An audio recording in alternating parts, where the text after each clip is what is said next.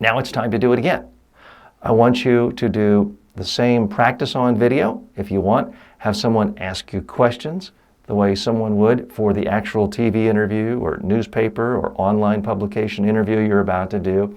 Have someone ask you questions or interview yourself. Practice again. But here's the tricky part. And this gets dramatic results when I do it. And people just end up getting confused, frustrated if they don't do it this way. What I want you to do is to focus on improving just one thing you didn't like about your previous performance. If you felt your hands didn't move enough and you looked stiff, your eyes were floating around, or you licked your lips, don't try to change all three things at once. Just focus on improving one thing.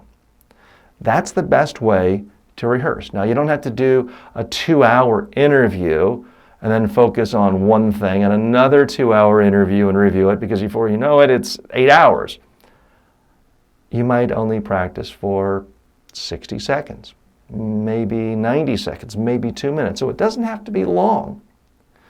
But I want you to focus on doing just one thing better.